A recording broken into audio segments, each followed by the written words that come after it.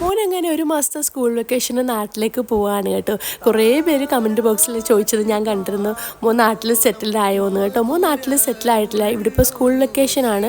June last school close ചെയ്തതാണ് കേട്ടോ. അപ്പോൾ ആൾ ആദ്യം പോകുന്നില്ല എന്നൊക്കെ പറഞ്ഞാണ്. പിന്നെ ഫ്രണ്ട്സ് ഓരോരുത്തരായിട്ട് പോകാൻ തുടങ്ങി നാട്ടിൽ കേട്ടോ. അപ്പോൾ ഇയാൾക്ക് ഭയങ്കര ബോറിംഗ് ആയപ്പോൾ അപ്പോൾ എന്നോട് പറഞ്ഞു, ഉമ്മ എനിക്ക് നാട്ടിൽ പോകണമെന്ന് പറഞ്ഞു കേട്ടോ. അപ്പോൾ ഒരാഴ്ച കൊണ്ടുള്ള ടിക്കറ്റും കാര്യങ്ങളൊക്കെ ആയിരുന്നു. നാട്ടിൽ പോകുമ്പോൾ ഒരു വലിയ കടമയെന്ന് പറയുന്നത് ഷോപ്പിങ്ങും അതുപോലെ പാക്കിങ്ങും ഒക്കെയാണ്. ആദ്യം സാധനങ്ങളൊക്കെ ഇല്ലാന്ന് കരുതിയിരുന്നതായിരുന്നു. പക്ഷേ പാക്ക് ചെയ്യാൻ ടൈം ആയപ്പോഴത്തേന് വെയിറ്റ് കൂടുതൽ കേട്ടോ. അപ്പം ആദ്യം 2 സൂട്ട് കേസിലാണ് എടുത്തത്. അപ്പോൾ സൂട്ട് കേസിലെടുത്തപ്പോൾ നല്ല വെയിറ്റ് കൂടുതൽ തോന്നിക്കുന്നു കേട്ടോ. അപ്പം ഒരു സൂട്ട് കേസും ഒരു കാർട്ടൂൺ ആക്കാമെന്ന് കരുതി. അങ്ങനെ അതിൽ 1-2 kg കൂടുതൽ കാണിക്കുന്നുണ്ട്. കാരണം നമ്മുടെ വീട്ടിലെ വെയിറ്റ് മെഷീനും എയർപോർട്ടിലെ വെയിറ്റ് മെഷീനും രണ്ടും രണ്ടാണല്ലോ. എന്നാലും നമുക്ക് ഗൾഫ് എയർ ഫ്ലൈറ്റ് ആയതുകൊണ്ട് സാരമില്ല. കാരണം നമുക്ക് തലേന്ന് രാത്രിയിലെ നമുക്ക് ലഗേജ് കൊണ്ടിടാം കേട്ടോ.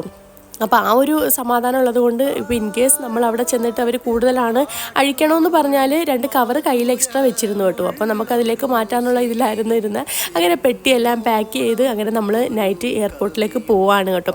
ഒരു 11:30 മണിയൊക്കെ ആയപ്പോഴത്തേന് പോയി കാണാം. അവിടെ ചെന്ന തിരക്ക് വളരെ കുറവായിരുന്നു കേട്ടോ. കാരണം നമുക്ക് അപ്പോൾ പോകാനല്ലല്ലോ, നമുക്ക് പിറ്റേന്നത്തേക്കുള്ള ഫ്ലൈറ്റ് ആയിരുന്നല്ലോ.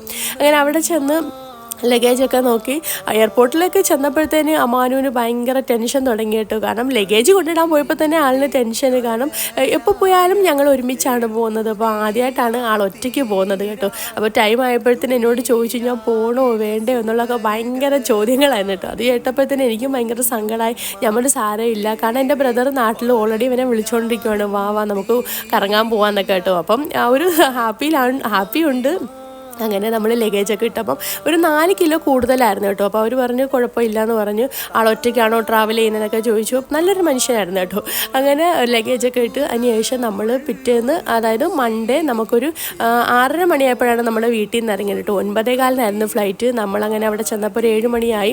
അങ്ങനെ ഇനിയിപ്പോൾ നമുക്ക് ബോർഡിംഗ് പാസ് എല്ലാം ഓൾറെഡി കിട്ടിയതാണ്. അതുകൊണ്ട് നമുക്ക് ഒരു ടൈമിങ് ആകുമ്പോഴത്തേന് ചെന്നാൽ മതി കേട്ടോ. അങ്ങനെ മോന് അങ്ങനെ നാട്ടിലേക്ക് പോവാണ് കേട്ടോ.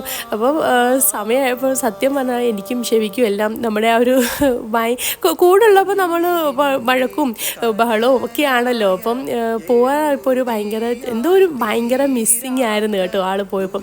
അങ്ങനെ നാട്ടിൽ അൽഹംദുലില്ലാ ചൊവ്വാഴ്ച രാവിലെ എത്തി. അപ്പം ബ്രദർ അയച്ചെന്ന വീഡിയോ ആണ് ഇത് കേട്ടോ. അപ്പോൾ അവനായിരുന്നു എയർപോർട്ടിൽ കൂട്ടാൻ പോയത്. അപ്പോൾ ഇത്രയേ ഉള്ളൂ എൻ്റെ കുഞ്ഞു വീഡിയോ. ടാറ്റാ.